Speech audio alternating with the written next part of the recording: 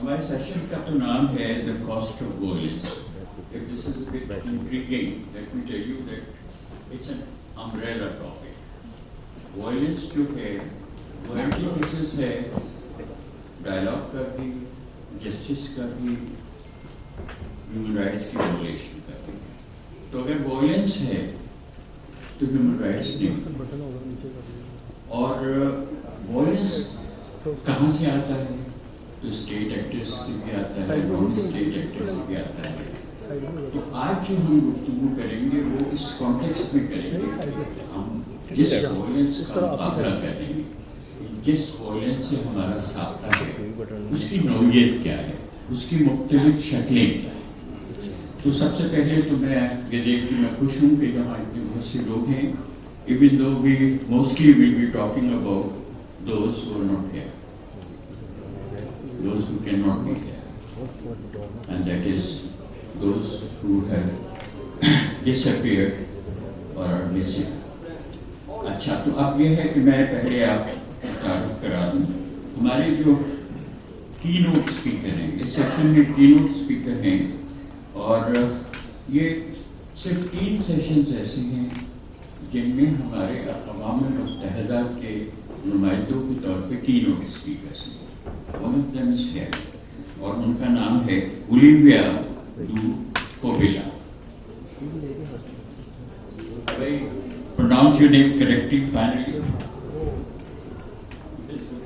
अच्छा, उसके बाद जो हमारे साथ पैनलिस्ट हैं वो हैं जहांगीर खान साहब, डॉक्टर महरम बलोच, शबीर हुसैन साहब, ताहिर हुसैन और जिक्र शेख. तो पहली बात तो यह है कि ये जो मौजू है,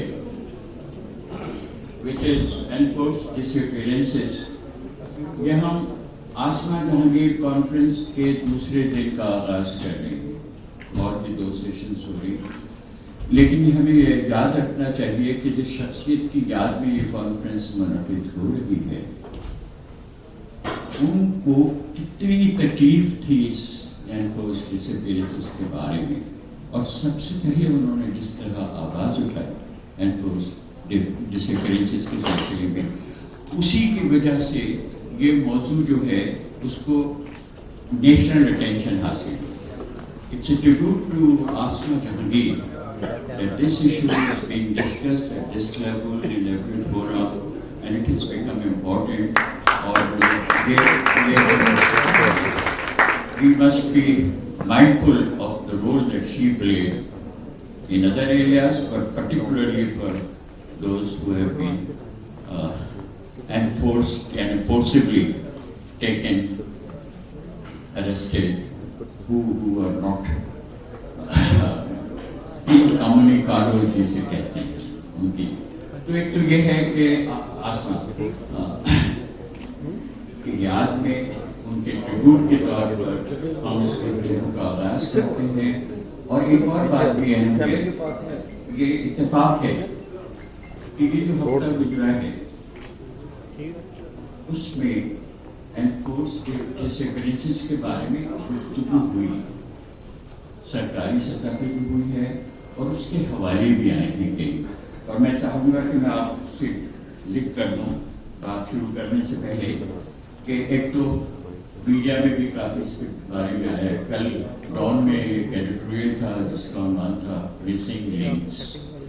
उसके बाद ये हुआ कि इसी हफ्ते अमेरिका में स्टेट डिपार्टमेंट को हर साल ह्यूमन राइट्स की एक रिपोर्ट पेश करते हैं जिसमें तमाम मुल्कों में ह्यूमन राइट्स की सिचुएशन उनकी अपनी नज़र में क्या है, वो इसे किस तरह देखती है. तो ये इसी हफ्ते आई थी, शायद बुध को उसकी खबरें छपी हैं अखबार में, और उसमें उन्होंने ख़ास तौर पर जो मैं let me quote from the published report जो अक़वाम मुत्तहिदा की अमेरिका की रियासत हाय मुत्तहिदा की जो स्टेट डिपार्टमेंट की रिपोर्ट है, जिसके बारे में हमारा फॉरेन ऑफिस उन्होंने कहा कि ये सही नहीं है, और उस पर उन्होंने कुछ कमेंट्स किए हैं, एतराज़ात किए हैं. लेकिन मैं आपको उसकी जो छपी है रिपोर्ट्स वो मैं बताता हूँ. The report primarily emphasized disappearances, noting instances in 2023 where kidnappings and enforced disappearances occurred nationwide. Some officials from intelligence agencies, police, and security forces reportedly held prisoners incommunicado and withheld information about their whereabouts. The report alleged that successive Pakistan governments strictly enforce disappearances, citing figures released in August by the government's Commission of Inquiry on Enforced Disappearances. Missing persons cases that were reported were 9,967 since 2011. 7,714 were resolved, while 2,253 remain pending. ये उनकी official figures हैं. एक और भी चीज़ हुई कि यहाँ पे इस्लामाबाद हाई कोर्ट में ये इशू उठा और जस्टिस मोहसिन अली यानी ने उस पर गुफ्तगू की और उन्होंने भी ये बात की. उन्होंने तो ये कहा कि ये जो एनफोर्स्ड डिसअपीयरेंसेस की जो कमीशन बनाया, मुझे तो लगता है कि उनकी मिली भगत है उन लोगों के साथ, इन लोगों को उठा दें, इस तरह की बात है. तो इस अगेंस्ट दिस बैकड्रॉप अब हम चलते हैं अपने की नोट एड्रेस की तरफ. और ये की नोट एड्रेस जो है हमारे दोस्त ओलिविया साहब, ये अक़वाम मुत्तहिदा ने भी एक कमीशन कायम किया था एनफोर्स्ड डिसअपीयरेंसेस के बारे में 2010 में. तो उस पर कितना अमल होता है दुनिया में, उसके क्या होता है, ये उसकी मॉनिटरिंग करते हैं. तो may I now invite friend mister Olivier Dufobilla to give us a perspective, a global perspective, and that will help us place our country in the context of what's happening elsewhere. Please.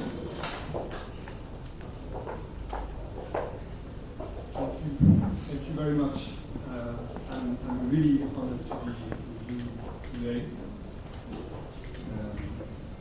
Thank you for the presentation. It's also a great honor to be invited at this conference, which is a tribute to Asma Khan, which I had the opportunity to meet shortly, but meet while I was a member of the working group on enforced disappearances, and she was the special rapporteur on summary executions. And she was, of course, very inspiring, as you know. And I'm really glad that today the flame that she represents is kept alive by these conferences. The flame of activism and also the flame of speaking truth to power. I have a presentation, and in fact, Yes. Oh yes. Go ahead. I have a presentation. Shall we? No, I can continue. It's on. I just will have to make a sign when I want to go to the next Yes. slide. These years of meeting with, or the years when I met with Asma Khan were also the years when I was a member of the working group on enforced disappearances, which had the honor to be invited to visit Pakistan on the issue of enforced disappearances. This was 12 years ago, so it's quite a long time ago, from 10 to 20 September 2012. It was a 10 days mission, very intensive. We landed in Islamabad, then we visited Karachi, we went to Lahore, Peshawar, and also Quetta. And we subsequently published a report with, as all the reports of the United Nations, a number of conclusions and recommendations. If we could go to the next, please. So the visit was basically welcoming the opening of the state in inviting the working group. It had been a very good discussion, especially with the Pakistani mission in Geneva, and we were extended full cooperation during that visit. We also welcomed at that time the acknowledgement of the phenomenon of enforced disappearances in Pakistan, and especially the role of the judiciary in uncovering the practice already at that time. So there were a number of good sides to our report and to our visits. We were also expressing concerns on a number of issues, and I'm just here citing some of them.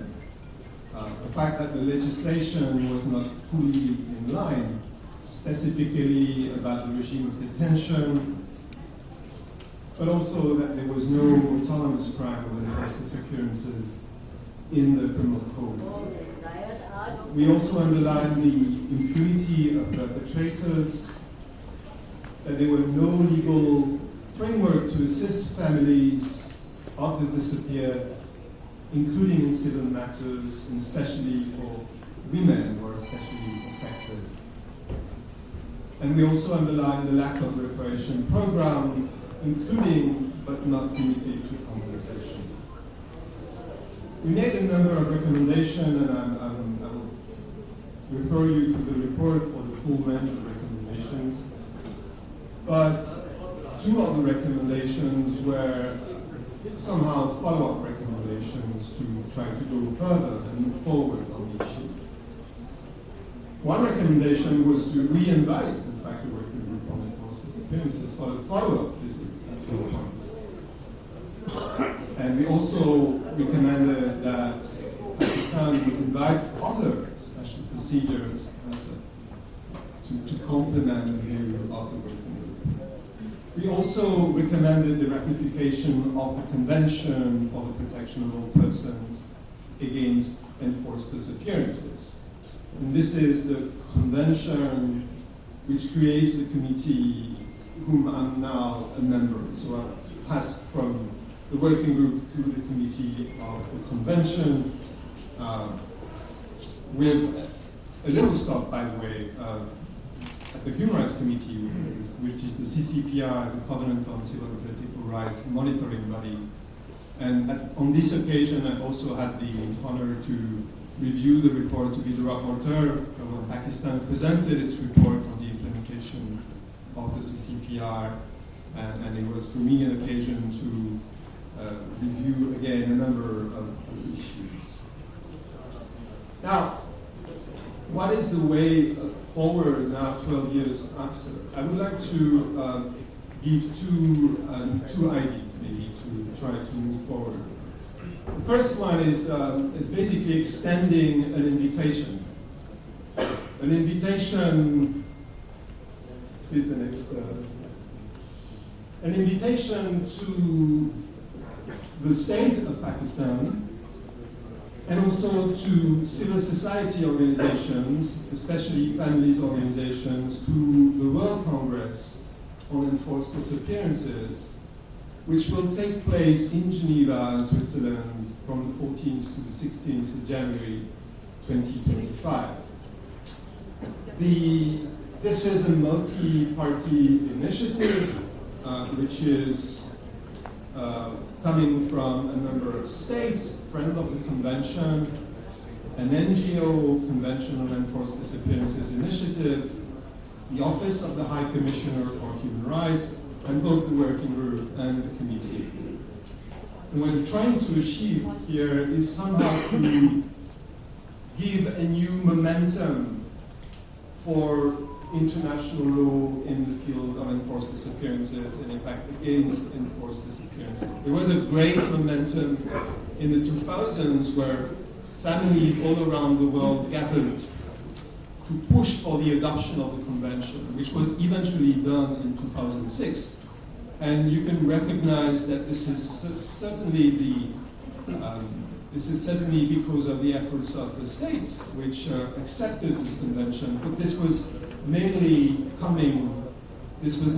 an initiative coming from civil society organizations, and especially families of the disappeared, who were there in Geneva to push governments to adopt the best convention as could be, responding to their rights and to their needs.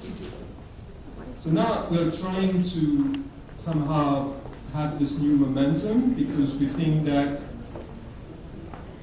14 years after the entry into force of the convention, the movement, the global movement against enforced disappearances has lost strength. And we need to have this strength alive again to fight against this crime. So this is the main goal of this Congress, which will gather states, but also all other stakeholders, and you're all welcome to join. There is currently a process of consultation before the Congress, so as to gather all the opinions and the ideas of different stakeholders.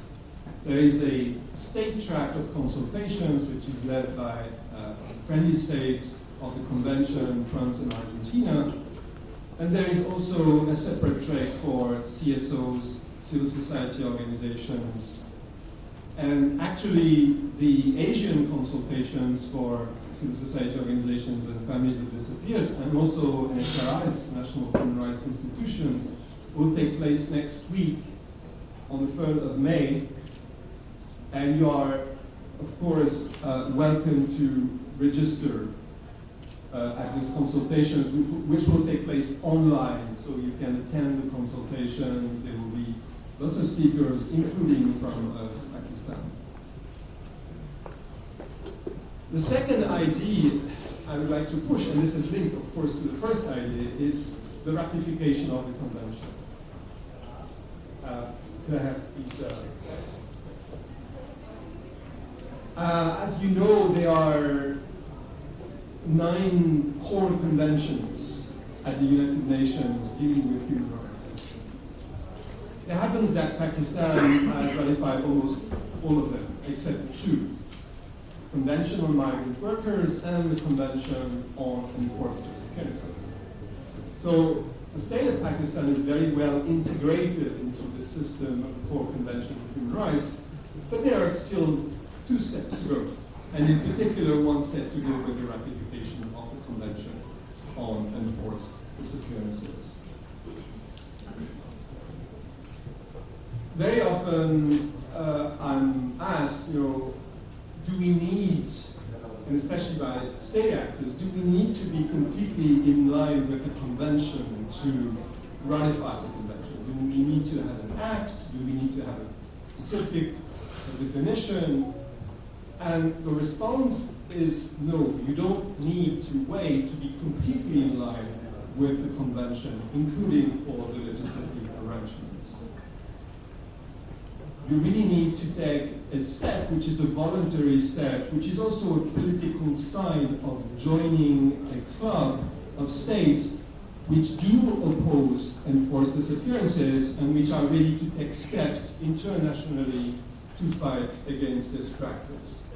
Ratification can be followed by taking stock of legislation and practice, and then appearing before the committee of independent experts, of which I'm chairing, for a constructive dialogue with the state, which is followed by the issuance of concluding observations. And now, from this stage of concluding observations, there is a need for the state and the committee and all the stakeholders to discuss and see how the recommendations of the committee can be implemented with further cooperation. what's in the package of ratifying the convention. Full acceptance of obligations, including legislating on an autonomous crime, search, investigation, right to the truth, and to reparation of victims. Reservations are possible only on the condition they're not incompatible with the object and purpose of the convention. There is a reporting procedure which is also mandatory, and I was just mentioning that the state has to report before the committee, but with the specificity that it's not a periodic report procedure, but the committee has the possibility and the right to ask for additional information whenever it deems necessary. There is also an urgent actions procedure, which in fact complements the urgent action procedure that you already know here in Pakistan, which is in place before the working group on enforced disappearances, and which goal is to send allegations of disappearance to the authorities, asking the state to kindly take all necessary measures to locate the person as swiftly as possible. There can be requests for visits, and thus follow-up visits could also take place in this context. And finally, there is also an individual communication procedure and an interstate communication procedure, which is, you could say, a jurisdictional function of the committee, but which is only optional and can be accepted on the basis of a separate declaration. So I would encourage everybody to get the ratification kit, which makes it easier for policymakers, but also for other stakeholders in civil society to understand how to get to that ratification process and what it implies. I have some copies here, just a few copies, but you can also have access to the document online. So just to conclude on this, please. At the end of our visit in Pakistan in 2012, during this visit, we met, of course, with state authorities, but we met also a lot of victims of enforced disappearances here who told their story to us. And one of the women we met with addressed her and suddenly looked at her and asked us this question: if your child disappeared, what would you do? I can tell you, of course, that during this visit there was a lot of emotion, there was a lot of stress also, but this question really was a strike to us, and we decided to put it as a conclusion to our report. So I would like to conclude myself by asking you the questions, and at least to all those in the room who have not gone through this torture of having one of your loved ones disappear. What would you do if you come back at home after a long day of work and your child does not come back, does not appear, and the day after he or she does not appear, and you go to the police and they don't know anything about it? What would you do? Thank you very much.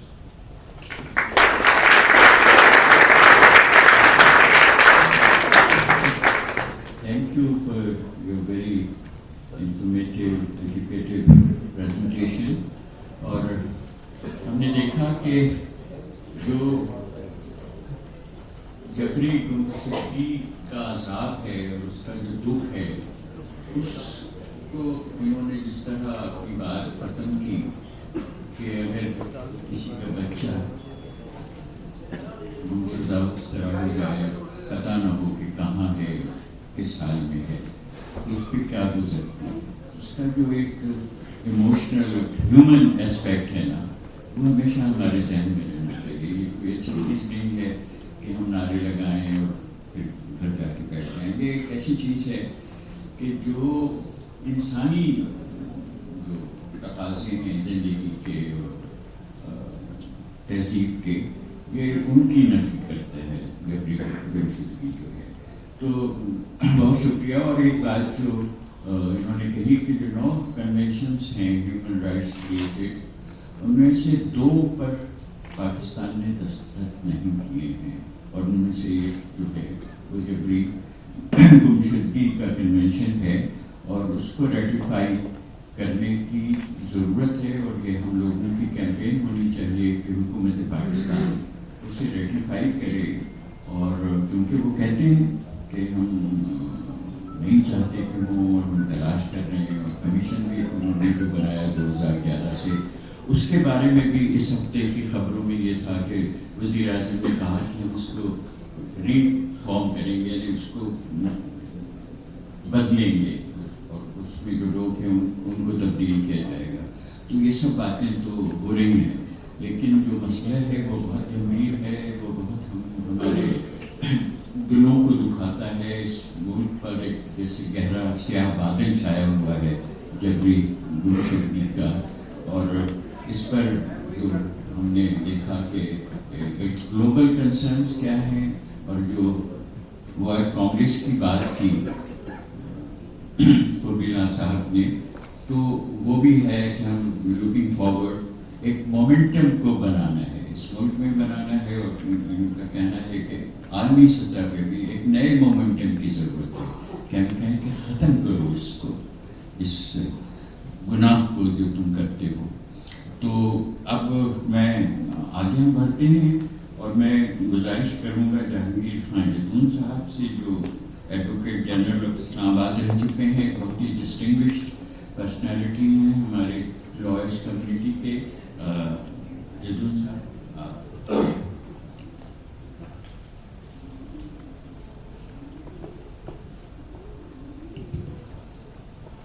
بسم اللہ الرحمن الرحیم. First of all, I would like to thank our organizing team for inviting me to the Asma Jahangir conference, which carries the legacy of a late colleague and human rights champion, unlike any other. The late Asma Jahangir, today I stand before you to shed light on one of the most horrid human rights abuses of our time, especially in Pakistan. Enforced disappearance, this phenomenon which is shrouded in secrecy and denial in Pakistan and is actively swept under the rug by those at the helms of affairs in the country, has inflicted immeasurable suffering on countless families across the nation, especially in Balochistan. Enforced disappearance represents a great violation of human rights, dignity, and a direct assault on the principle of justice and accountability. And unfortunately for us, the state, as we know it, engaged in the practice with impunity. Before I delve further on the matter, I want to address what exactly is enforced disappearance. It occurs when a person is taken into custody by state agents or individuals acting with the authorization, support, or consent of the state, followed by refusal to acknowledge the deprivation of liberty or the fate or whereabouts of the disappeared person. This practice is typically carried out in a clandestine manner, leaving family in anguish and uncertainty. As evidenced by the protest of our brothers and sisters from Balochistan,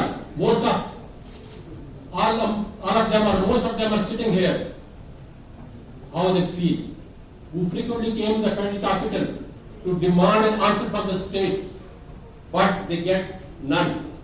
Recently, such answer was demanded by an esteemed member of this panel, Dr. Narayan Burrell, who will be addressing later on. And it saddened me to state that instead of addressing the concern of Dr. Narayan and others from Balochistan, the state stripped her of her right to protest as well. She was taken away from he was protesting before the press club of Islamabad. She was forced to disperse, and human being at a vendor you see, they were not even provided the shelter. It is the responsibility of the state, we have the constitutional binding of the state to provide the shelter to the citizens of Pakistan. Instead of providing the shelter to the citizens of Pakistan, state is taking shelter from them. And allegedly, the state agencies and the state actors are involved.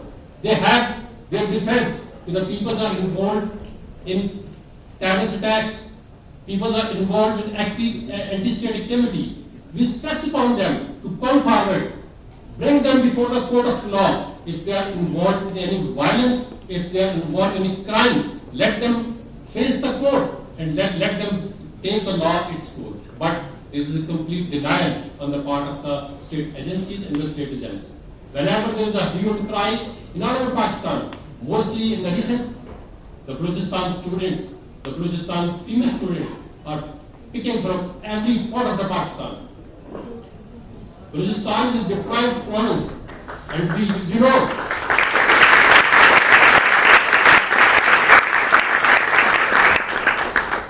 there is a number of trillions of dollars of the mines the state is extracting from the Balochistan, and they are making a contact with all over the world, inviting Canada to get the mines from Balochistan. And the basic, the fundamental rights of the people of the Balochistan is denied. The state is in denial. They cannot provide the protection to the student, to the people of Balochistan, particularly the people of Balochistan. Although people are picked up from the KP as well, but particularly now they are focused on the Baloch students, the people of Balochistan. You know, I'm not, because being the human rights activist and the lawyers, we defend the people in court, but even the court are helpless. Where is the force?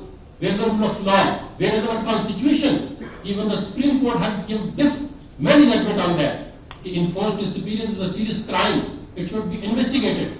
You know, recently, even last couple of back, a case was, you see, fixed before Islamabad High Court. Even the Prime Minister, the Secretary of Defense, the Secretary Interior was summoned, who are the high official in Pakistan, the Prime Minister of Pakistan. Even the Prime Minister of Pakistan is helpless to sort out this issue.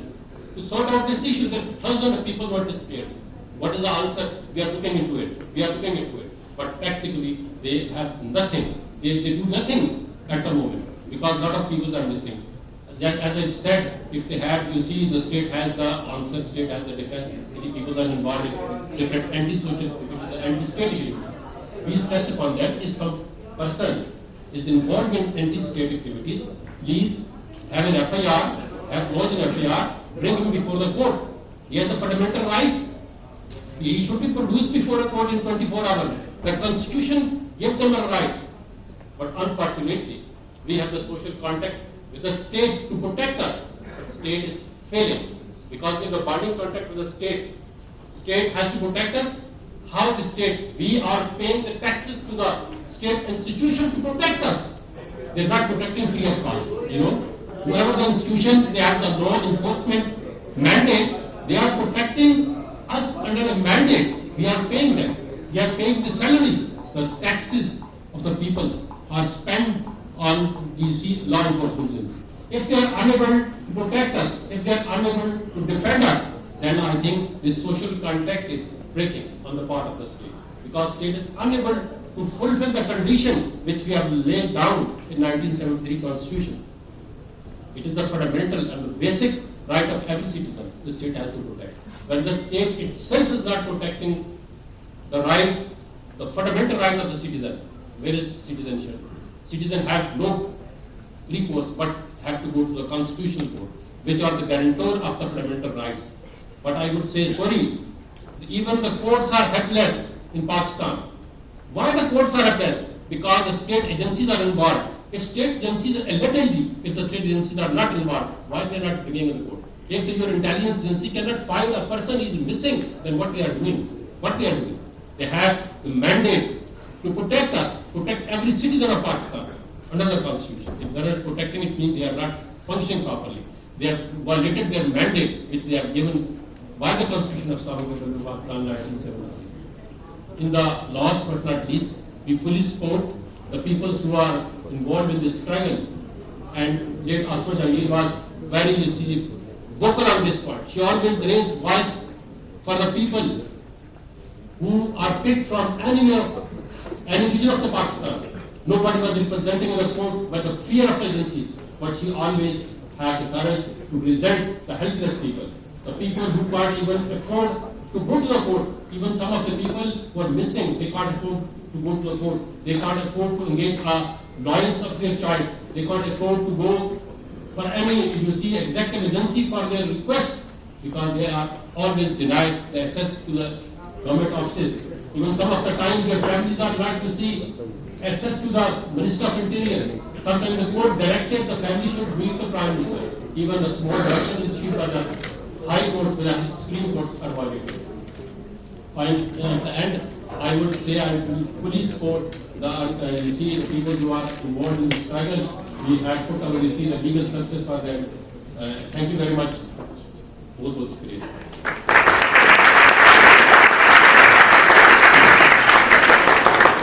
शुक्रिया विद्वान साहब, आपने जो बातें की, अभी मैंने शुरू में कहा कि इस हफ्ते इस्लामाबाद हाई कोर्ट में भी तो जस्टिस कैनी ने ये भी कहा था कि unlike law enforcement agencies, intelligence agencies lack self accountability. और उन्होंने बहुत कंसर्न शो किया था कि मुल्क में लॉ एंड ऑर्डर की क्या सिचुएशन, और ये है कि स्टेट की जिम्मेदारी है. जैसे कि साहब कह रहे थे, स्टेट की जिम्मेदारी है कि वो अपने शहरियों की हिफाजत करे. तो अब मैं गुजारिश करूँगा शबीर हुसैन साहब से कि वो, शबीर हुसैन साहब जो हैं वो सीनियर एडवोकेट हैं सुप्रीम कोर्ट के, और हमारी सब में ह्यूमन राइट्स डिफेंडर्स की सब में शामिल.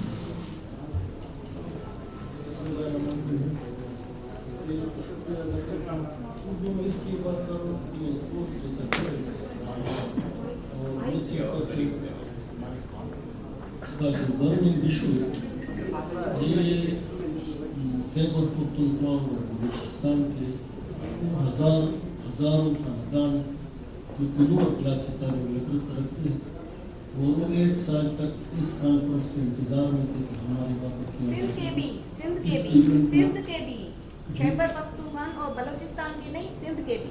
बिल्कुल सिंध की भी है, पंजाब से भी है, लेकिन मेजॉरिटी जो है वो खैबर पख्तूनख्वा और बलूचिस्तान की. ये इसका मौका मिलेगा आपको. मैं मानता हूँ आपकी बात. मैं भी शुक्रिया अदा करता हूँ इस ऑर्गेनाइजेशन की. वाहिद ऐसी सोसाइटी सिर्फ वॉइस के लिए प्रेस उसके लिए आवाज़ करने. मैं थोड़ी सी वजाहत कर वैलिडेशन अनक्लैरिफाइड ये हमारे मुल्क में हमारे इस्टेब्लिशमेंट के जो प्रोजेक्ट्स उन्होंने बनाए थे, अफगान वार प्रोजेक्ट बनाए, डायलॉग प्रोजेक्ट आ गए, फिर ज़र-ए-आज़म प्रोजेक्ट आ गए, एक डिक्टेटर ने सबसे पहले पाकिस्तान का नारा लगाया, और उसी के तनाज़ुर में जो सिविलियन की सिविल राइट की वायलेशन या अनफेयर क्राइम वो वहाँ से स्टार्ट हो गया.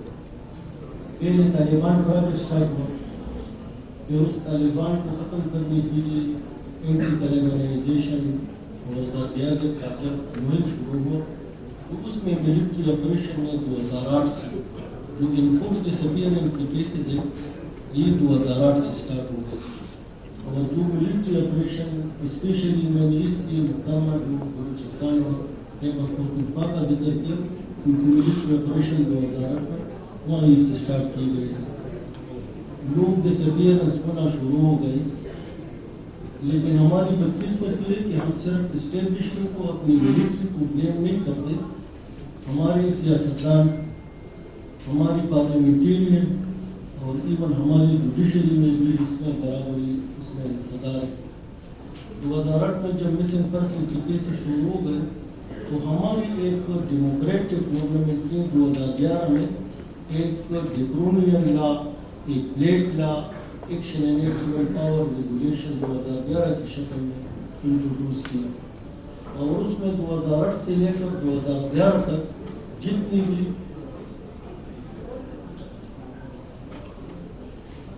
تو جتنی بھی انلیگل ڈیٹینشن ہماری ملٹری فورسز نے ہمارے اداروں نے کی تھی اس کو پروٹیکشن دی 2008 سے. وہ قانون اسی عظمہ جہانگیر گروپ کے ایک ہمارے خیبر پختونخوا کے وکیل صاحب شیر محمد خان صاحب نے 2012 میں سپریم کورٹ میں چیلنج کیا. 2012 سے لے کر 2024 تک اس میں ایک سماعت تک نہیں ہوئی. اس لیے میں کہتا ہوں کہ اگر ہمارے پارلیمنٹیرین اس میں شامل ہے اس جرم میں تو ہمارے عدلیہ بھی شامل ہے کہ آج تک 2012 سے لے کر 24 تک اس کیس میں سماعت کی گئی. تو 2018 میں جب فاٹا کی مرجر ہو گئی اور کنسٹیٹیوشن اور ہائی کورٹس کی جورسڈکشن ایکسٹینڈ ہو گئی, فاٹا تک فیڈرل ایڈمنسٹریٹریبل ایریا تک اور پروونشل ایڈمنسٹریٹریبل ایریا, تو پھر ہمیں پتہ چلا کہ 2008 سے ایسے لوگ بھی انٹرمنٹ سینٹر میں ہیں, اس فورسز کی حراست میں ہیں جن کے خلاف نہ کوئی ایف آئی آر ہے, نہ کمپلینٹ ہے اور نہ چارج شیٹ ہے. 8 اور 10 سال سے وہ بیان کے بعد انلیگل کسٹڈی میں تھے. جب ہم نے ہائی کورٹ میں ان کے لیے میں نے تقریباً 100 سے زیادہ اپلیکیشن جمع کی ہیومینیٹیرین بیس پر, تو اس ٹائم ہمیں پتہ چلا کہ ایک ایسی قانون ایکشن ہے میکسیمم پاور ریگولیشن میں ہے. وہ میں نے ان پرسن چیلنج کی پشاور ہائی کورٹ میں اور وقار احمد سیخ صاحب اللہ بخش ان کو ان کی سربراہی میں بینچ بنا اور اس قانون کو غلط قرار دیا, غیر آئینی قرار دیا, اور اس میں 7 دن کی مہلت دی گئی کہ 7 دن میں سارے انٹرمنٹ سینٹر ختم کر کے یہ پروونشل گورنمنٹ کو دی جائے. اور چونکہ قوانین ہے, عدالتیں ہے, اسپیشل کورٹ سے اگر کسی نے جرم کیے تو اس کے حوالے کی جائے. جب وہ قانون قلعدم ہو گئی تو راتوں رات سپریم کورٹ میں اسٹے بھی لی گئی اور اس انٹرمنٹ سینٹر میں 8000 لوگ قید ہیں. یہ اس ٹائم کے اٹارنی جنرل کا سپریم کورٹ کے لارجر بینچ کے سامنے اسٹیٹمنٹ تھی کہ ان انٹرمنٹ سینٹر میں 8000 لوگ قید ہیں. 2019 میں سپریم کورٹ نے اس میں اسٹے دیے اور یہ 2024 آ گئی. 8000 خاندان بار بار درخواستیں کر رہے ہیں, کسی کی سنوائی نہیں ہو رہی. تو اس لیے میں کہتا ہوں کہ ہمارے ملٹری فورسز, ہماری اسٹیبلشمنٹ اور ہمارے پارلیمنٹیرین کے ساتھ ہماری عدلیہ بھی اس جرم میں ملوث ہے.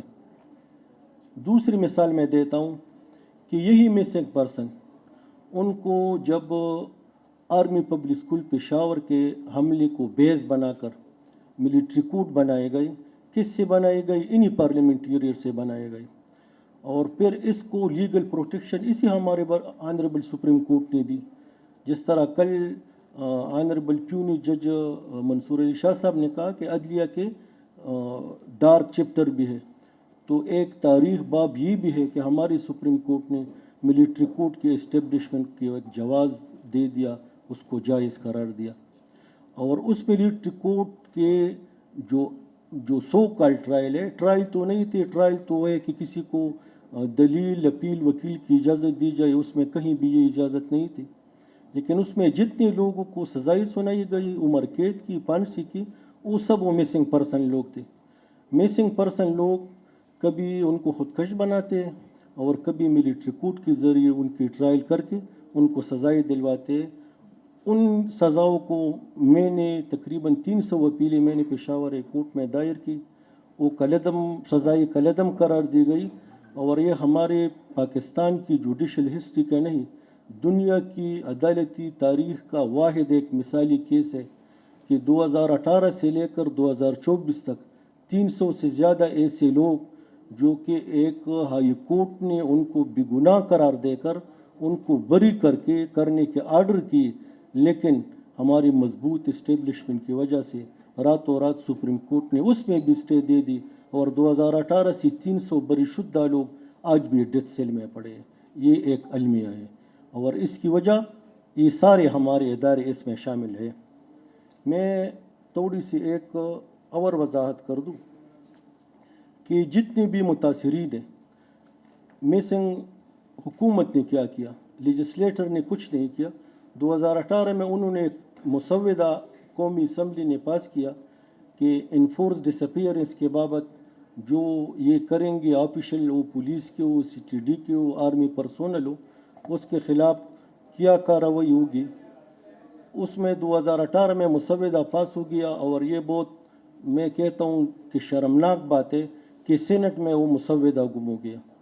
पिछले साल की कॉन्फ्रेंस में हमारी वज़ीर कानून जो कि इंटरम गवर्नमेंट से थे, उन्होंने कहा कि 3 महीने की मोहलत मुझे दे दे, वो कानून मैं पास करूँगा। 3 महीने नहीं, 1 साल गुजर गया, आज तक वो कानून पास नहीं हुआ। दूसरी बात ये कि एक उन्होंने लोगों को धोखा करने के लिए मिसिंग पर्सन कमीशन बनाई है, जिस तरह मुख्तरम साहब ने बता दिया। मिसिंग पर्सन कमीशन की क्या स्टेटस है? वो सिर्फ डाकखाना है। इन विक्टिम की और एजेंसीज के बाबत एक डाकखाना है, उनसे दरख्वास्त लेकर उनको फॉरवर्ड कर देते हैं कि हमारे पास एक केस आया है कि फलाना बंदा मिसिंग है। बहुत अलमी की बात यह है कि इस तरह मेरिड वुमन है कि वो सिर्फ हुकूमत से ये तकाजा करती है कि हमें सिर्फ ये बताया जाए कि मेरा शौहर जिंदा है या मुर्दा, मैं अपने आप को बीवी कहूँ या बीवा कहूँ। ये बहुत शर्मनाक बात है। इस तरह की माँ ये है कि वो कहते हैं कि हमें इतना बता दे कि हमारे दिल को तसल्ली हो जाए कि या हमारा बेटा, हमारी प्यारी ये मर चुके हैं या जिंदा है। ये अलमिया की बात है, इस पर सोचना चाहिए।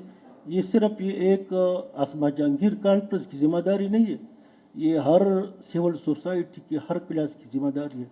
अगर वो क्लास अपने वकील के लिए स्ट्राइक कर सकते हैं, रोड बंद कर सकते हैं, तो ये सिविलियन भी उनकी हुकूक की भी ये जिम्मेदार है। अगर डॉक्टर साहिबान अपने डॉक्टर के हुकूक के लिए रोड बंद करते हैं, अस्पताल बंद करते हैं और तक करते हैं, तो ये भी उनकी जिम्मेदारी है, ये सब की जिम्मेदारी है। हम सबको इस पर सोचना चाहिए। और इस गुनाह में सिर्फ हमारी मिलिट्री फोर्सेस नहीं, हमारे पार्लियामेंटेरियन, हमारे करप्ट नाअहल सियासतदान और इवन हमारी अदलिया जो कि आज़ाद नहीं है, जो कि जजेस ख़त लिख रहे हैं, जो कि सोशल मीडिया पर हर जगह से बातें हो रही है कि इन्फ्लुएंस है, इस्टेब्लिशमेंट का है, एजेंसी उसका है, अदालतों में है, ये बिल्कुल है। और ये सब जजेस मान भी रही है। अगर कोई नहीं मान रहा तो अपनी फोर्स के साथ, अपनी हल्क के साथ गद्दारी कर रही है। तो मेरी दरख्वास्त है कि इस बात के लिए इसको अमली जामा पहनाने के लिए ये एक सोसाइटी की जिम्मेदारी नहीं है, एक ग्रुप की जिम्मेदारी नहीं है, हर शहरी की जिम्मेदारी है कि इसके लिए आगे निकलें। शुक्रिया, थैंक यू। बहुत शुक्रिया आपका शबीर साहब। सुना में ये हमारे सियासी रहनुमा और हमारे जो कानून असेंबलियों में बैठे वो भी शामिल हैं। और अब डॉक्टर माहमूद बलूच, उनका तारुफ मैं क्या करूँ, ये सबसे यंगेस्ट ऑन दिस पैनल। और इससे पहले कि ये शुरू करें, मैं ये बताऊं कि आसमान का जिक्र हुआ था, यदून साहब ने भी जिक्र किया।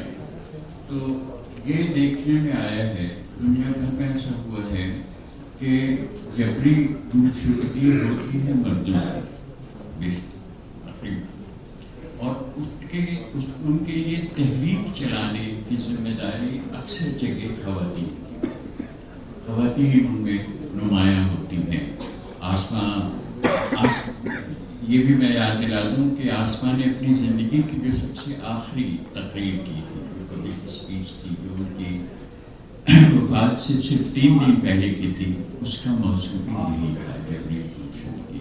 इस्लामाबाद में उन्होंने तकरीर की थी।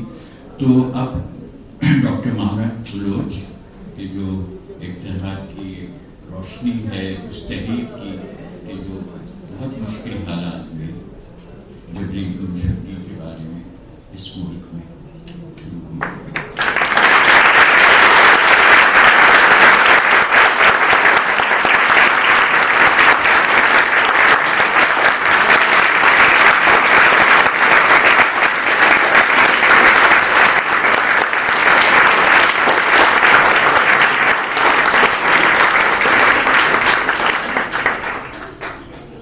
थैंक यू, बहुत बहुत शुक्रिया। एक ऐसा मुआशरा जहाँ इंसानी हकूक़ माने नहीं रखते और जहाँ बस घुटन है और इंसानों ने मुश्तरका तौर पर सरेंडर किया हुआ है स्टेट वायलेंस के ख़िलाफ़, तो वहाँ पर इंसानियत पर यकीन रखने वाले लोग भी मौजूद है, जो नफ़रतों से बेजार है, जो उस समाज को चाहते हैं जिसके लिए इंसान ने इतना बड़ा इर्तिकाई अमल तय किया है। सबसे पहले मैं आसमा जहांगीर कॉन्फ्रेंस के मुंतज़मीन की तहे दिल से शुक्रिया अदा करती हूँ कि उन्होंने मुझे इस कॉन्फ्रेंस में बोलने का मौका दिया। हमारे आज के सेशन का टॉपिक विमेन इन कॉन्फ्लिक्ट है, the gender cost of violence. जिस तरह कहा गया कि ख़वातीन स्टेट वायलेंस की सबसे बड़े शिकार हैं, उनको मैं इसलिए कहूँगी क्योंकि उन्होंने ख़ुद को इस स्ट्रगल के लिए गुमनाम कर दिया है। वो किसी की बहन, उनकी पहचान किसी की बहन, किसी की बीवी और किसी की बेटी बन चुकी है।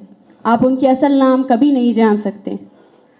आप उन माँओं के दर्द को कभी भी पहचान नहीं सकते जिनके लिए उनके लाडले बेटे की चेहरे मसख करके उनको दिए जाते हैं, और वो उस बेरहम रियासत से यही कहते हैं कि अगर उनके बेटों के लिए उसके अंदर रहम नहीं तो वो आखिरी याद जब एक माँ अपने बेटे का दीदार करती है उसे मसख ना किया जाए, क्योंकि वो आखिरी तस्वीर ज़िंदगी भर उसके जहन में रहती है कि वो चेहरा जिसको उसने बचपन से लेकर अपनी जवानी तक बोसे दिए, प्यार दिया, उसके नाक, आँखें और उसके चेहरे को इतना मसख किया गया है कि वो माँ जिसने उसे पैदा किया वो भी उसे पहचानने से इनकारी है।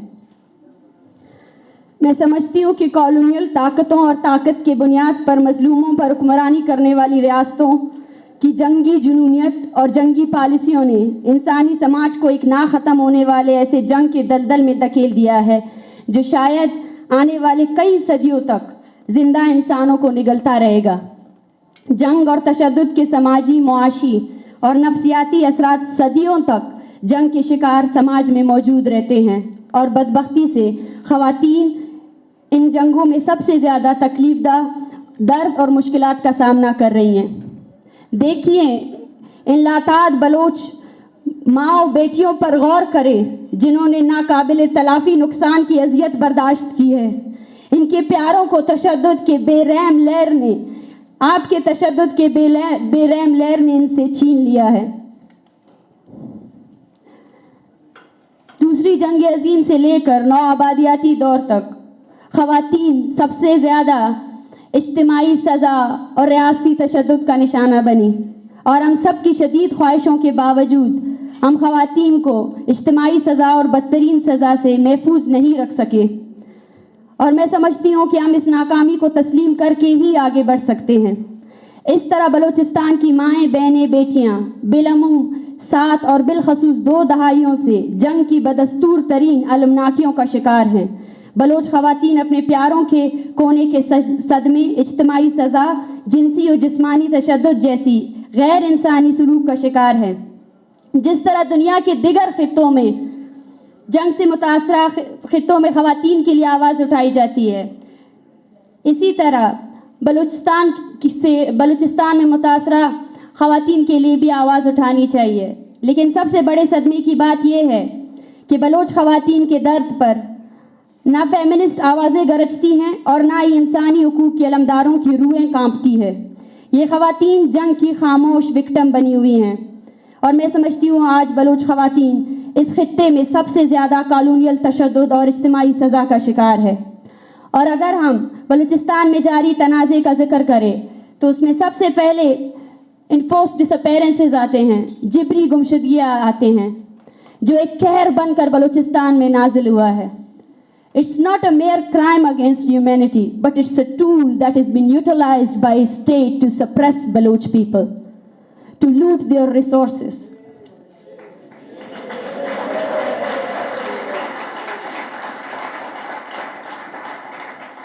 आज बलोच ख़वातीन एक माँ, एक बेटी, एक बीवी की सूरत में 20-20 सालों से अपनी ज़िंदगी की तमाम खुशी और गम को बुलाकर अपनी जिबरी गुमशुदगी के शिकार बेटे, भाई और शोहर की तलाश में तड़प तड़प कर इंतज़ार करके ज़िंदगी गुजार रही है।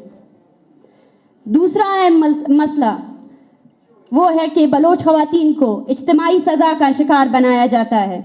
बलूचिस्तान में ऐसे बहुत सी जगह हैं जैसे आवारान, बोलान और ज़िले कोलू, जहाँ घर के मर्दों की मुज़ामती जंग का हिस्सा बनने की वजह से वहाँ पे घर की औरतों को इज्तिमाई सज़ा का निशाना बनाया जाता है और मुज़म्मतकारों पर दबाव डालने के लिए इनके घर के तमाम ख़वातीन को अगवा करके फ़ौजी कैंपों या डेथ स्क्वाड के अड्डों में डाल दिया जाता है, जहाँ इन पर वहशियाना तशद्दुद किया जाता है और इन पर जिनसी तशद्दुद को भी निशाना बनाया जाता है।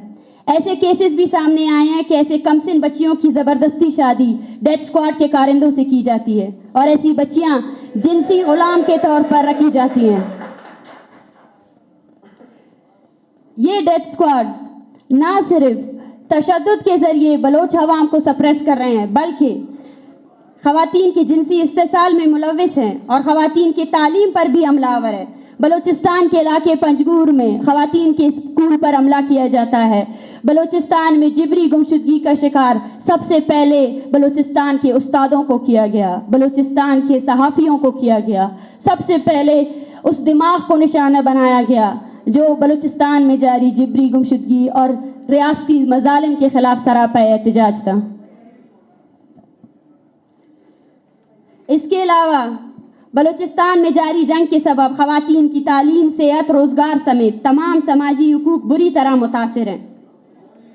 और आप खुद सोचें, एक ऐसा समाज जहां घर का वाहिद कफील मर्द जब लापता हो जाता है तो पीछे उसकी घर की औरतें बच जाती है। वो ये नहीं समझती कि वो अपने घर की जमा पूंजी इकट्ठा करके अपने घर को चला सके, अपने बच्चों को पाल सके या कोयटा और कराची में होने वाले एहतजाजी मुजाहिरों में शिरकत कर सके। ऐसी सैकड़ों ख़वातीन हैं जो उधार के दौर पर अपने घर चला रहे हैं। उधार बढ़ती जा रही है लेकिन उनके घर के लवाकिन, उनके घर के वो प्यारे वापस नहीं आ रहे हैं, जिसकी वजह से वो नफ्सियाती मसाइल का शिकार हैं और जिसकी वजह से वो खुदकुशी करने तक भी मजबूर हो गए हैं। ये बलोच जीनोसाइड की वर्स्ट फॉर्म है। ये बलोच जीनोसाइड की वो वर्स्ट फॉर्म है जिसमें आपने एक पूरी आबादी को, एक पूरी कौम को इस हद तक अपने जबर का निशाना बनाया हुआ है कि हम सफोकेट कर रहे हैं। सांस नहीं आ रही हमारे लोगों को। हमारे लोग एक नॉर्मल जिंदगी जीना भूल चुके हैं।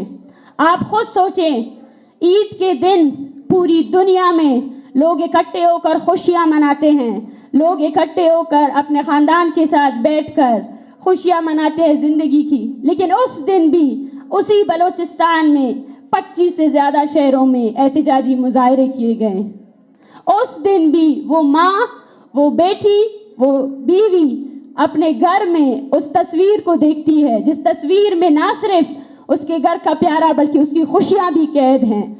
और आप समझते हैं कि आप बलूचिस्तान की मिस्बत इमेज ला सकते हैं, आप $1 ट्रिलियन खर्च कर दें, लेकिन उस सच को नहीं छुपा सकते जो सच आपके तशद्दुद ने हम पर लाजिम किया है। और बलोच बोलेगा, ज़रूर बोलेगा, जब तक वो जिंदा है वो बोलेगा और उस जबर के खिलाफ बोलेगा।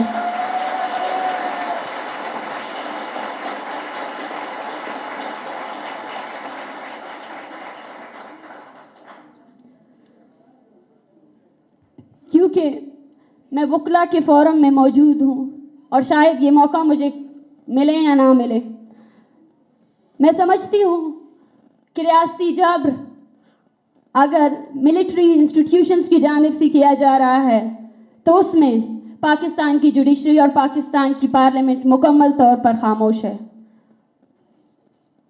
गुज़श्ता 2 दहाइयों से बलूचिस्तान की ज़मीन जहाँ से आपके लिए गैस उगली है, सोना उगला है और उसका बंदरगाह या उसका साइल आपके लिए $62 बिलियन का सीपैक प्रोजेक्ट है, उस ज़मीन ने बलोचों के लिए सिर्फ लाशें उगली हैं।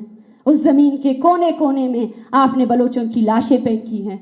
वो लाशें जो हमारे इज्तिमाई दर्द का हिस्सा हैं, वो लाशें जो हमारे यादाश्तों का हिस्सा हैं, वो लाशें जिनके विटनेसेस पूरी कौम हैं। आप तादाद पर बहस करते हैं, आप आकर ये बहस करते हैं कि 50 है, 100 है। मैं बोलती हूँ 1 भी हो, उस एक के लिए भी जद्दोजहद करना बलोच का फर्ज है।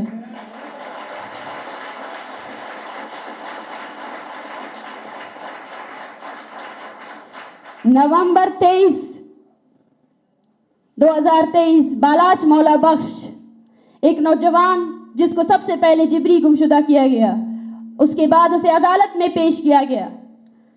वो अदालत जिससे बलोचों को एक थोड़ी सी उम्मीद बाकी है। उसके माँ बाप ने खुशियां मनाई कि अब उसका बेटा लौट आया है। वो जानते थे कि वो मासूम है। उस अदालत ने उसे 10 रोज़ा रिमांड में भेजा।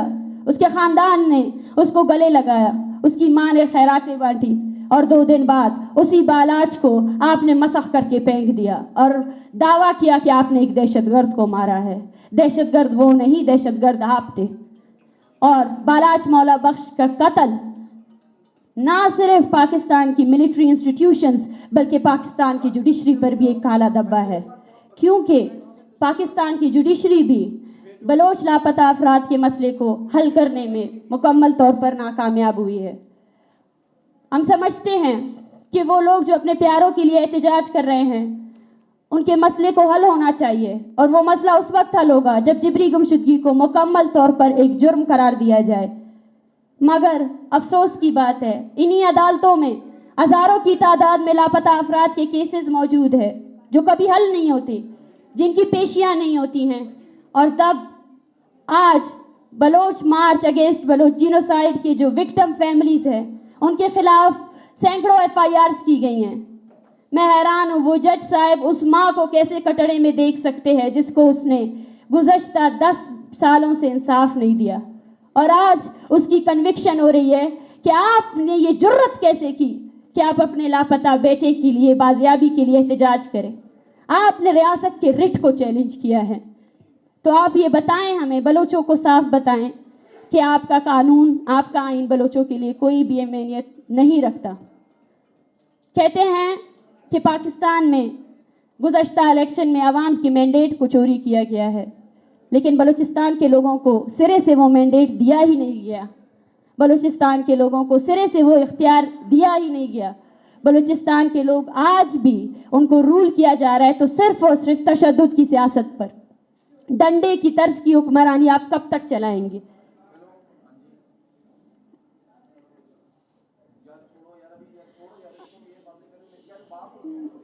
इसके साथ साथ क्योंकि हम एक पुरअमन तहरीक चला रहे हैं और हमारी पुरअमन तहरीक को भी आज स्टेट क्रैकडाउन का सामना है, हम ये पैगाम देना चाहते हैं उन तमाम कुव्वतों को, इंसानियत पर यकीन रखने वाले उन तमाम कुव्वतों को कि हम आप सबसे गुजारिश यही करते हैं कि आप हमारी इस तहरीक का साथ दें और बलूचिस्तान में जारी ये तहरीक, इस खित्ते में जितने भी मजलूम अक़वाम हैं उन सब की तहरीक के साथ हम हिमायत करते हैं। साथ साथ पश्तून तहफ़्फ़ुज़ मूवमेंट के जितने सियासी कारकुनान हैं जिनको आज रियासती क्रैकडाउन का सामना है, हम उनकी भी मज़म्मत करते हैं। सिंध में जो सिंधी नेशनलिस्ट को टारगेट किलिंग का निशाना बनाया जा रहा है, हम उसकी भी मज़म्मत करते हैं। और पंजाब में जो कारकुन है, सियासी कारकुनान हैं, उनकी इंसानी हुकूक की खिलाफ वर्जियाँ हो रही हैं, हम उनकी भी मज़म्मत करते हैं। हम चाहते हैं कि हम एक ऐसे समाज की तरफ जाएं जहाँ इंसानी हुकूक की कदर की जाए, जहाँ नफ़रतें ना हों। इस रियासत ने बलोचों पर जारी जबर को जस्टिफाई करने के लिए बलोचों की तहरीक को पंजाब मुखालिफ करार दिया, लेकिन ऐसा नहीं है। हम मजलूम अक़वाम हैं और हम बेगुनाह लोगों के कत्ल की मज़म्मत करते हैं। और हम आपसे यही कहना चाहते हैं कि अगर आप चाहते हैं कि इंसाफ हो तो आपको पाकिस्तान में जारी जितनी भी जबर है और महकूम अक़वाम की तहरीकी है उनकी गैर मशरूत आपको हिमायत करनी पड़ेगी, उस सोसाइटी की तरफ ले जाना पड़ेगा उसको।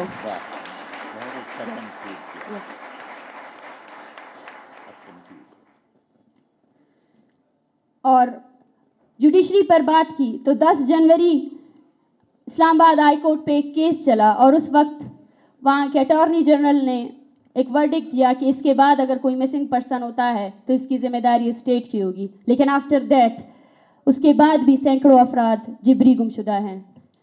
मैं समझती हूँ کہ پاکستان کی جوڈیشری اور پاکستان کی سول سوسائٹی، پاکستان کی پارلیمنٹ جب تک اس مسئلے کو حل نہیں کرتی ہے وہ کبھی بھی اس سوسائٹی کو آگے کی طرف نہیں لے جائے گی. کیونکہ I am sorry, I am just taking 2 minutes.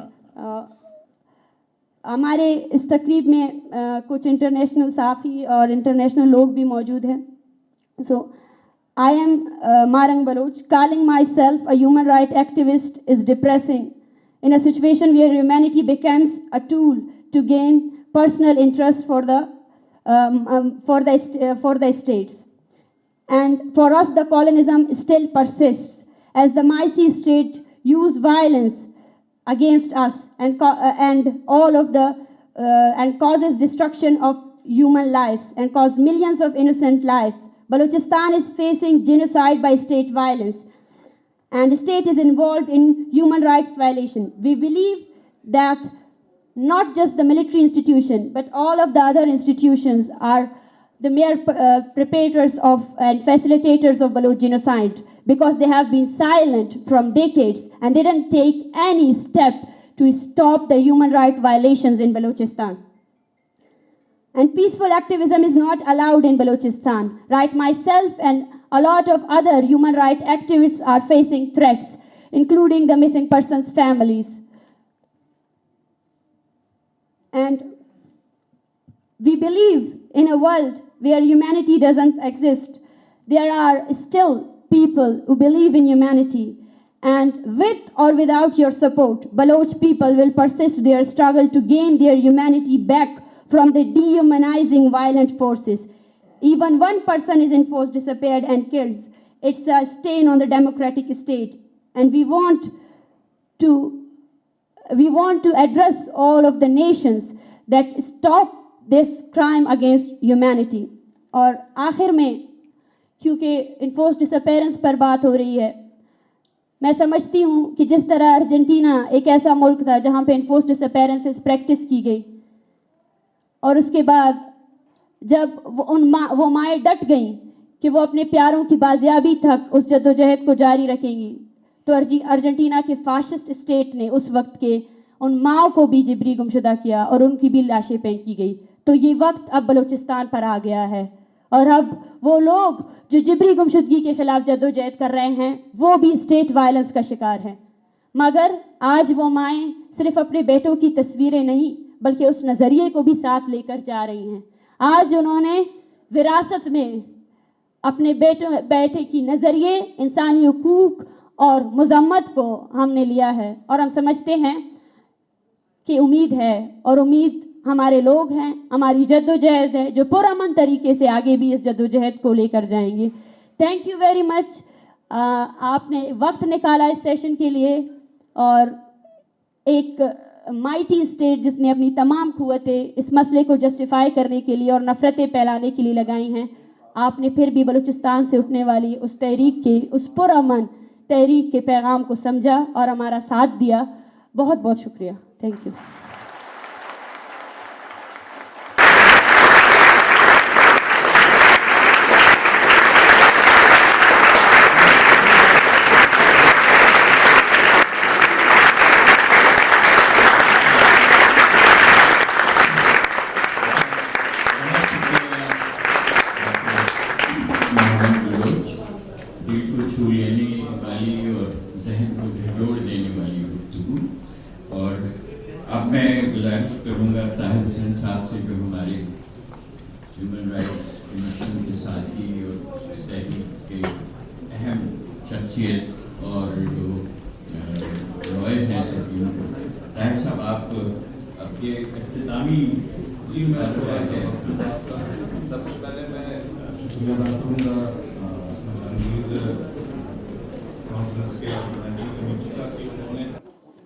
ہمیں وقت دیا.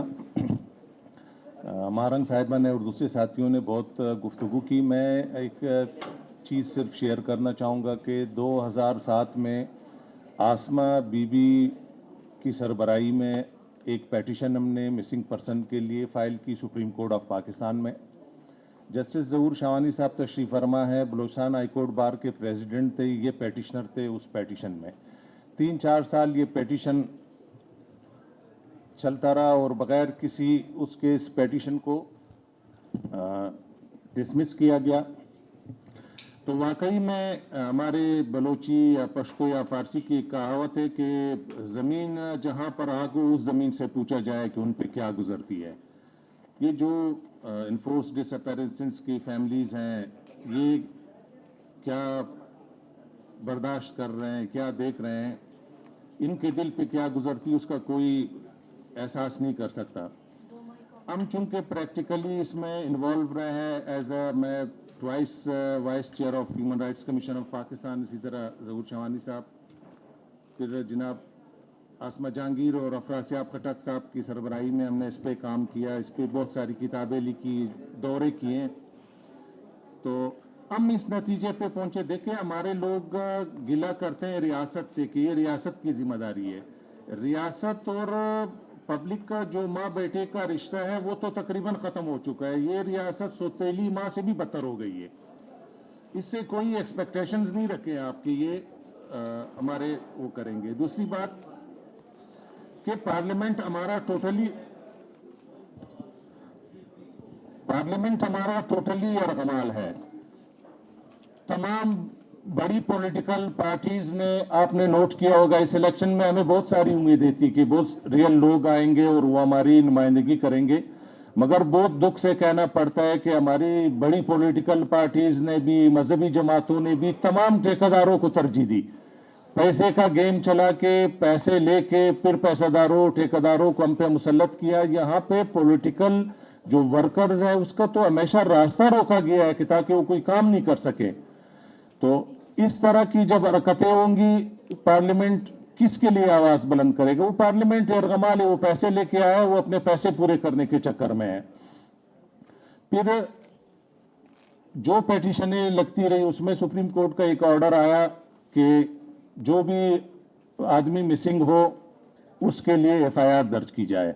अब पुलिस के पास जब जाते हैं, अब पुलिस कहता है कि एफआईआर तो कर लेते हैं वो गुमशुदगी की नामालूम के खिलाफ। अब ये नामालूम वाला चक्कर भी बड़ा परेशान कुन है। फिर हमारे जो सियासी पॉलिटिकल लीडर्स हैं, अब सब से पूछे वो कहते हैं कि यार ये तो सिलेक्टेड गवर्नमेंट है, वो सिलेक्टेड है, वो सिलेक्टेड है। मगर सितम ज़रीफ़ी की बात यह कि सिलेक्टेड का नाम कोई नहीं लेते। वो एक चीज़ मैं आपसे वो करूं कि एक गांव में कहते कोई मौलवी जुम्मे की तकरीर कर रहा था, उसने कहा कि ये जो औरतें अपने शौहरों का नाम लेते हैं ये बुरी बात है, ना लेना चाहिए।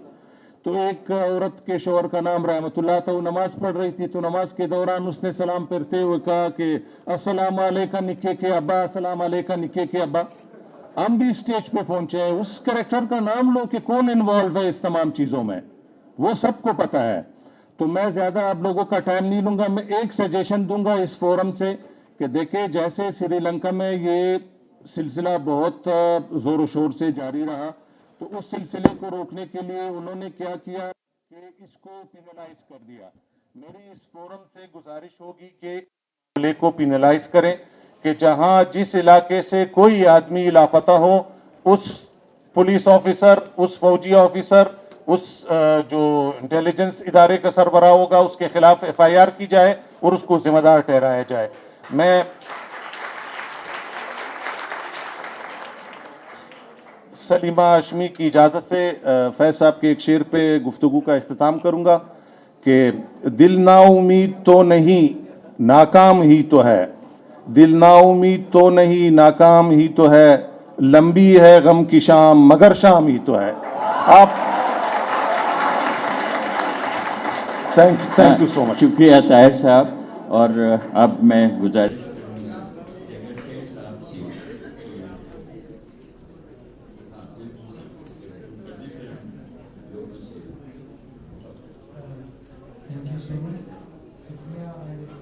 conclude it as short as possible. Much has been said earlier, but I'll try to add some very little things to it. The problem is that we should see what pain, what agony are the families of the missing persons going through. हम कभी इस चीज़ का अंदाज़ा नहीं कर सकते कि दुख को हम कैसे डिफ़ाइन करें, हम तकलीफ़ को कैसे डिफ़ाइन करें। तो उन दुखों का मदावा, उन दुखों के लिए, उन तकलीफ़ों और उन आंसुओं के लिए अगर कुछ हो सकता है तो ये वो जगह है जहाँ पर हम सब इकट्ठे होकर एक आवाज़ में अपनी रियासतों से, अपने इदारों से और हर किसी से ये कह सकते हैं कि आएँ और हम इन वो डिसअपियर्ड पीपल जो हैं कि हम उनके लिए आवाज़ बनकर उठें। मैं जैसे शबीर गेगियानी साहब ने ज़िक्र किया, मरहुमा आसमा जहांगीर साहिबा और मेरे वालिद ने 2011 में सुप्रीम कोर्ट में action in aid of civil power regulation एक कानून है जिसके ख़िलाफ़ उन्होंने पिटीशन डाली, और इंतहाई अफसोस की बात है कि आज तक उसमें सुप्रीम कोर्ट में एक भी सुनवाई नहीं हुई। अब यह है कि action in aid of civil power regulation क्या है, ये उन इदारों को जिनको हम नामालूम अफराद कहते हैं या हम उनको फ़ौजी इदारे कहते हैं या आप उनको कोई भी नाम देते हैं, उनको एम्पावर करता है इस चीज़ के लिए कि वो किसी भी वक्त किसी भी सिविलियन को उठाकर उनका मिलिट्री ट्रायल कर सकते हैं, उनको डिटेन कर सकते हैं, उनको सज़ा दे सकते हैं और उनको मार भी सकते हैं। एक ऐसा कानून जो सुप्रीम कोर्ट ऑफ पाकिस्तान में चैलेंज हुआ है जिसमें आज तक एक भी सुनवाई नहीं हुई, ये हमारे लिए एक बहुत बड़ी तशवीश की बात है कि हमारे मुल्क में एक ऐसा निज़ाम चल रहा है। इस वक्त जब हम यहाँ पर बैठकर इस चीज़ पर बात कर रहे हैं, आप सबको ये जानकर हैरत होगी कि इस वक्त भी हमारे पाकिस्तान में बेशुमार ऐसे डिटेंशन सेंटर्स हैं, इंटरमेंट सेंटर्स हैं जो इस वक्त ऑपरेट कर रहे हैं, जिनमें बेशुमार लोगों को रखा गया है। और सबसे ज़्यादा अफसोस की बात यह है कि हमारे मुल्क में एक कोई भी ऐसा इदारा, कोई भी ऐसा शख्स नहीं है कि जो उनसे जाकर ये पूछ सके कि आपने अंदर किन को रखा है, किस जुर्म में रखा है और कब तक रखेंगे और इनका कसूर क्या है। हम बहैसियत वकील के आईन पाकिस्तान के ताबे होते हुए अक्सर बात करते हैं कि हर इंसान को फ्री लिविंग, उसको आज़ादी का हक़ है और उसके फ्री ट्रायल का हक़ है। लेकिन अफसोस की बात यह है कि जैसे रिसेंटली आपने देखा कि जुल्फ़िकार अली भुट्टो साहब के वफ़ात के कितने साल बाद आज सुप्रीम कोर्ट ये डिक्लेयर कर रही है कि उनको फ्री ट्रायल नहीं दिया गया, तो वो लोग जो बेचारे मिसिंग है, जिनका कोई पूछने वाला नहीं है, उनको फ्री ट्रायल कौन देगा। मैं ज़्यादा टाइम नहीं लूँगा, अपनी गुफ्तगू का इख्तिताम इस चीज़ पर करूँगा कि ये भी हमारे लिए इंतहाई शर्मनाक बात है कि हम एक ऐसे मुआशरे में रहते हैं जहाँ पर हमारे जिनके गिरबान हम पकड़ना चाहते हैं वही हमारे साथी होते हैं। मेरी आखिरी इस्तदा होगी कि जैसा सर ने फरमाया, हमें इस चीज़ की ज़रूरत नहीं है कि हम किसी को जाकर ये कहें कि हमारा ये दुख है, इसका मदावा होना चाहिए।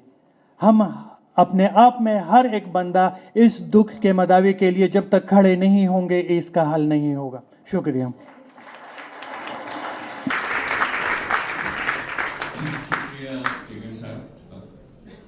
हाँ जी, बिल्कुल। जो हमारे पास थोड़ा वक्त बचा है उसमें हम अपनी ऑडियंस को शामिल करना चाहते हैं कि अगर कोई सवाल हो और आप बताएं, और आप किससे ये सवाल पूछ रहे हैं जो पैनल पे लोग हैं। कोई बात आप करेंगे शुरू में? माइक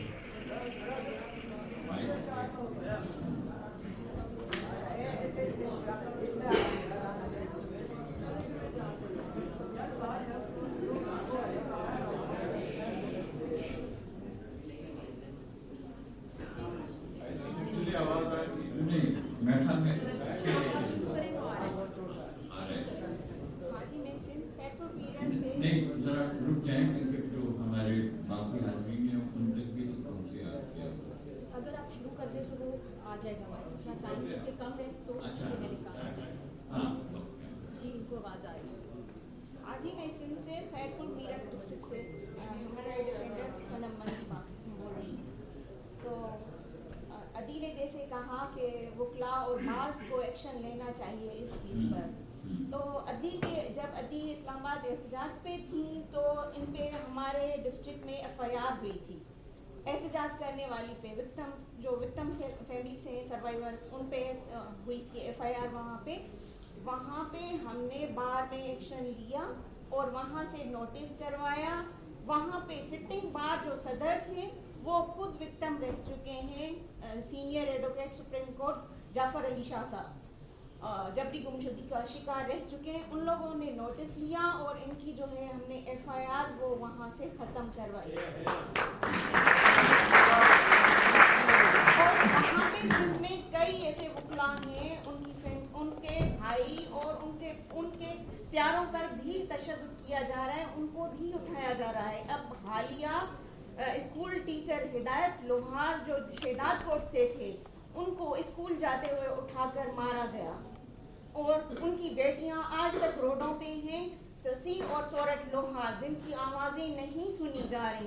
सिंध में भी औरतें जो हैं वो एहतजाज पर हैं और एहतजाज कर रही हैं और हम अदी को ये यकीन दिलाते हैं और उनको खराज तहसीन भी पेश करते हैं कि हम उनके साथ हैं, सिंध वाले वकला, और साथ देंगे भी और उनके साथ एहतजाजों में भी होंगे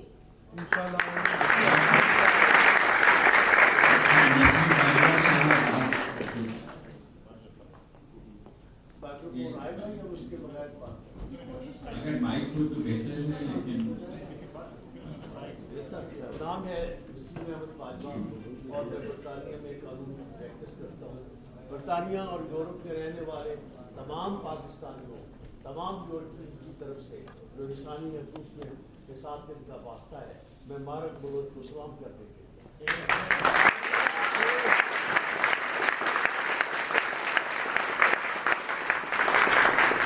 मैं आपको यकीन दिलाता हूँ कि पाकिस्तान के अवाम की आज़ादी, वहाँ मैं फ़लस्तीन के मुजाहरे में हिस्सा लेता हूँ तो फ़लस्तीनी मुझे कहते हैं आप तो खुद गुलाम हैं। पाकिस्तान के अवाम की आज़ादी की तहरीक बलूचिस्तान से शुरू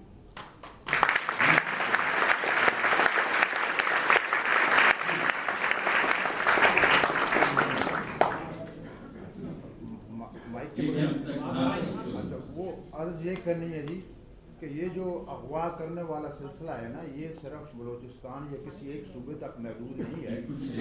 ये वर्दी वाले ये जुल्म पूरे पाकिस्तान में कर रहे हैं। ये बेगैरती पाकिस्तान के हर कोने में हो रही है।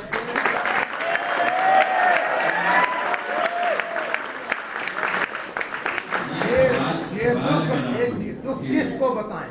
ये लाहौर है, मैं लाहौर में रहता हूँ, आधी जिंदगी मेरी बरतानिया में गुजरी है, मैं दुनिया के बेस्ट लोगों से मिला हूँ और इन वर्दी वाले बेगैरतों ने मुझे अगवा किया है।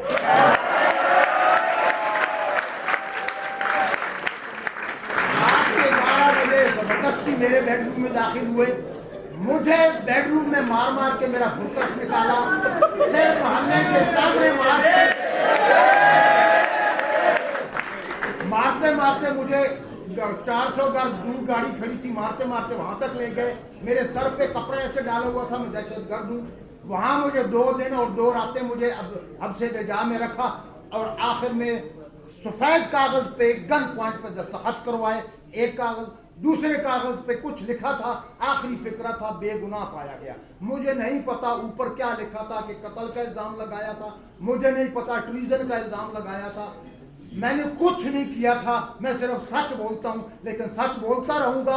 एक बड़ा सच ये कह रहा हूँ कि उस दिन से मेरे नजरियात तब्दील हो गए हैं।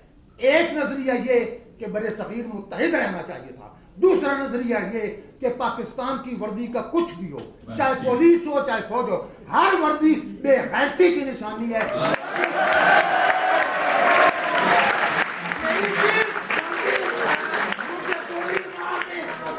पहनने वाले हराम की औलाद होते हैं, जिनकी माएं वर्दी पहनते हैं, उनके पास जिनकी माएं जाती हैं वो वर्दी पहनते हैं।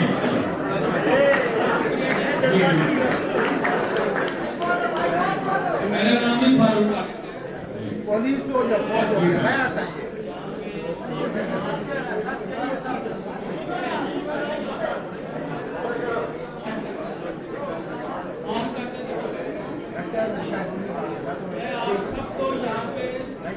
वेलकम करता हूँ मारन, आपको लाहौर में वेलकम करते हैं और आपको यकीन दिलाते हैं कि आपके तमाम मुतालबात की हम मुकम्मल तौर पर हमायत करते हैं।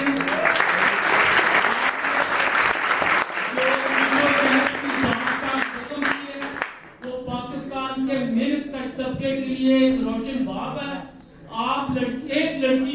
पूरे पाकिस्तान को जगा दिया था मिसिंग पर्सन्स के इशू पर। आपको तो आपके साथ वहाँ पे शोल्डर टू शोल्डर आपके साथ काम करते हैं। आपको पंजाब में खुश आमदीद, पंजाब में आपके हक में आवाजें उठती रहेंगी।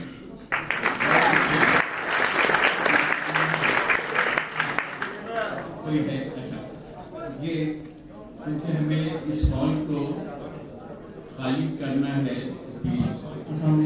ठीक, मेरा ताल्लुक गिलगित बल्तिस्तान से और इधर हिस्ट्री का स्टूडेंट हूँ मैं। मारन बलोच से मेरा क्वेश्चन है कि जब भी हम मतलब हमने किताबों में और वहाँ पे फेमिनिस्ट मूवमेंट बड़े पढ़े हैं, लेकिन आपकी जो फेमिनिस्ट मूवमेंट थी वहाँ पे जो एक रियल एसेंस मुझे नजर आया। और जिस तरह अगर हम देखें तो पहले प्रोस्पेक्टिव ये था कि बलूचिस्तान की सोसाइटी को जब हम डिस्कस करते थे एक कंजर्वेटिव रिजिड माइंड सेट लोगों के अंदर था, लेकिन ये आपने साबित कर दिया कि जिस तरह आपने वहाँ से जो तहरीक आप लेके आई है यहाँ पे, और यहाँ पे फेमिनिस्ट जो वर्ड थे वो ही हैरान हो गए कि आपने जिस तरह डायमेंशन चेंज किए थे।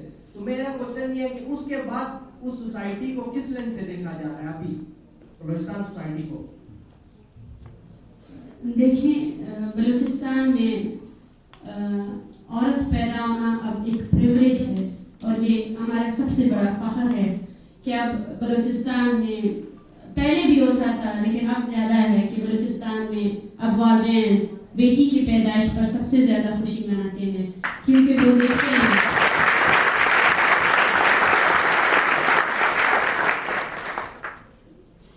जंगें अगर तबाही लाती हैं तो वो सोसाइटी को कंस्ट्रक्टिव वे पर भी लेकर जाती हैं। और यकीन करें, हमारी सोसाइटी को हम कंस्ट्रक्टिव वे पर देख रहे हैं, क्योंकि हम इस जंग में हमने ऐसे बहुत से फतवात हासिल किए हैं, जिसमें सबसे पहला फतवा हमारा पता ये है कि हमारी कौम जेंडर बेस्ड जो जिन्स मर्द और औरत का फर्क खत्म हो चुका है। अब जहाँ औरत खड़ी होती है वहाँ मर्द उसके पीछे खड़ा होता है। और इस तहरीक की कामयाबी का सबसे बड़ी ताकत यही थी क्योंकि सामने औरतें थी और माएँ थी और उनके हाथ में तस्वीरें थी।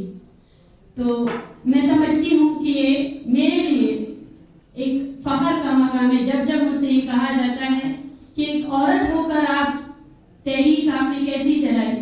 तो मैं कभी इस सवाल का जवाब सही तरीके से दे नहीं सकती, क्योंकि औरत होना बलूच सोसाइटी में आपको सुपीरियर करता है, आपको सबसे ज़्यादा बड़े मुकाम पर रखता है। और मेरा पैगाम भी यही है, जितनी फेमिनिस्ट मूवमेंट्स है, मैं समझती हूँ कि औरत अगर चाहती है कि उसकी फलाह बहबूद के लिए काम हो, अगर वो चाहती है उसको सोसाइटी में बराबरी मिले, तो उसको सोसाइटी में जारी जबर के खिलाफ शाना बशाना खड़े होकर जद्दोजहद में साथ देना होगा। उसमें भरपूर अंदाज में फ्रंट लाइन में आकर उसको लीड करना पड़ेगा। तभी आप साबित कर सकते हैं कि जब तक आप सोसाइटी में जारी सबसे बड़ी तहरीक का हिस्सा नहीं बनेंगे, तब तक ये सोसाइटी आपको वो जगह नहीं देगी जो आप डिजर्व करते हैं। Thank you.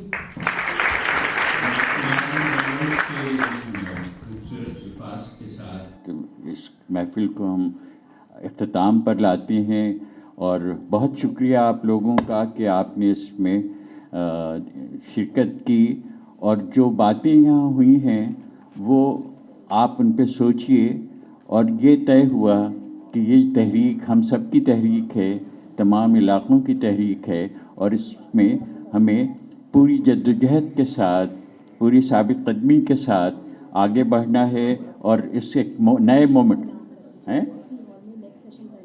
अच्छा, और इस हॉल में जो नेक्स्ट सेशन है वो नहीं, ये नहीं है,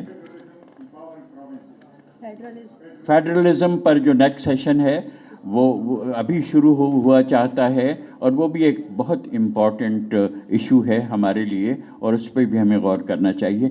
आप सबका ख़ास तौर पर जो पैनलिस्ट हैं उनका बहुत शुक्रिया और ये एक ऐसा मौजू है जिस पे आपको गौर व फिक्र की बहुत ज़रूरत है। बहुत शुक्रिया।